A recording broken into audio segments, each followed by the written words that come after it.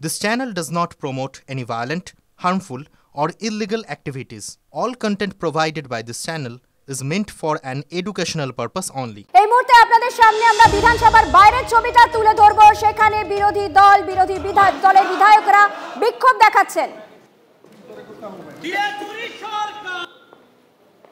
BJP বিধায়কদের বিক্ষোভ, সেই ছবি আপনাদের সামনে আমরা তুলে ধরছি।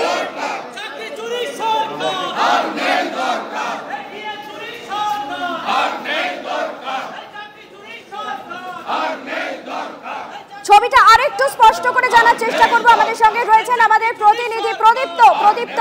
কি ছবি উঠে আসছে এই মুহূর্তে?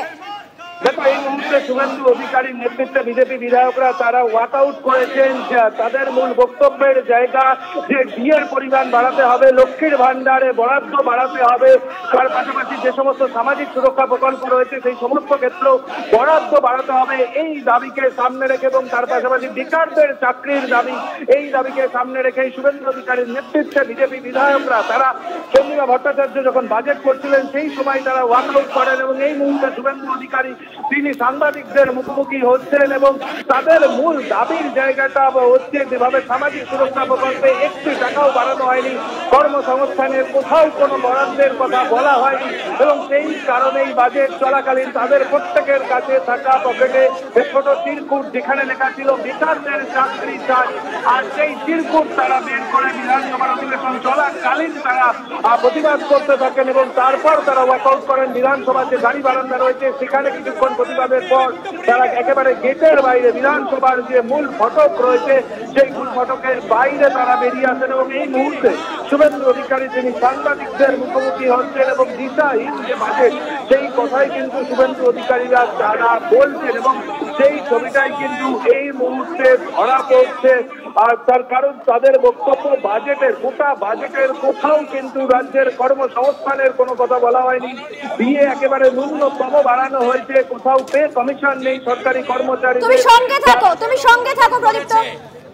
সেই বাজেট পেশ করা হয়েছে, এই বাজেটে এই সরকার যে দেউলিয়া হয়ে গেছে তা ছত্রে ছত্রে প্রমাণিত। এই বাজেট বেকার বিরোধী বাজেট। 2,15,00,000 বেকার যুবক যুবতীদের সাথে 2,15,00,000 বেকার যুবক যুবতীদের সঙ্গে বিশ্বাসঘাতকতা করলেন যে মুখ্যমন্ত্রী 11-র আগে বেকারদের মঞ্চে দাঁড়িয়ে দাঁড়িয়ে চাকরির প্রতিশ্রুতি দিয়েছিলেন। এই বাজেটে একটিও কর্মসংস্থানের কথা নেই। এই বাজেট উত্তরবঙ্গ জঙ্গলমহল এবং সুন্দরবন বিরোধী বাজেট। এই বাজেটে সমগ্র উত্তরবঙ্গে নদী ভাঙন, ইরিগেশন স্কিম, পাহাড়ের উন্নয়ন, চা বাগানের উন্নয়ন, চা শ্রমিকদের জন্য পরিকল্পনা এবং সামগ্রিক মালদা থেকে গৌড় থেকে আলিপুরদুয়ার এবং আজকে চিলা রায় মহোদয়ের জন্মদিন কোচবিহার, তার জন্য এই বাজেটে কোনো প্রস্তাবনা নাই। এই বাজেট কৃষক বিরোধী বাজেট। কৃষক বন্ধু তার কোনো অর্থ বরাদ্দ বৃদ্ধি নেই, ক্রপ ইন্স্যুরেন্সে নতুন কোনো ঘোষণা নেই, উচিত মূল্যে সার, পেট্রোল, ইলেকট্রিকে ভর্তুকি কৃষকদের দেওয়ার কোনো প্রস্তাব নেই, বয়স্ক প্রবীণ কৃষকদের জন্য কৃষক ভাতা এবং কৃষকদের অ্যাক্সিডেন্টাল বেনিফিটের কোনো প্রস্তাব এই বাজেটে নেই।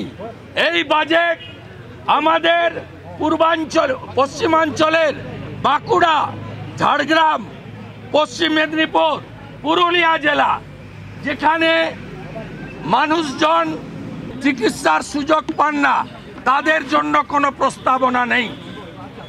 আমাদের পাহাড়ের গোর্খা জনজাতি, তামাং, ভুটিয়া, রাই, আমাদের রাজবংশী সমাজ, নমশূদ্র সমাজ, জনজাতি সমাজ, কুর্মী সমাজ, তাদের জন্য কোনো পরিকল্পনা এই বাজেটে রাখা হয়নি। মতুয়াদের জন্য একটা শব্দ বাক্য এই বাজেটে দেওয়া হয়নি। এই বাজেটে স্বাস্থ্য ক্ষেত্রে নতুন কোনো পরিকল্পনার কথা বলা হয়নি। অসত্য বাজেট। এবং এরা সুন্দর সাগরে ব্রিজ করবেন, অমুক করবেন। আপনারা জানেন জাতীয় জলপথ, ইনল্যান্ড ওয়াটারওয়েজ, এই জাতীয় জলপথের ক্ষেত্রে কেন্দ্রীয় সরকারের এবং ইনল্যান্ড ওয়াটার অথরিটির তাদেরই অথরিটি। ফোল্ডার ব্রিজ ছাড়া ব্রিজ করা যায় না। তাদের এই বাজেটের যে প্রতিশ্রুতি ২৬ সালে নির্বাচনের আগে একটা কাজও কমপ্লিট করতে পারবে না। এমনকি ঘাটাল মাস্টার প্ল্যান তার 1 ডিসমিল জমি অধিগ্রহণ করা হয়নি।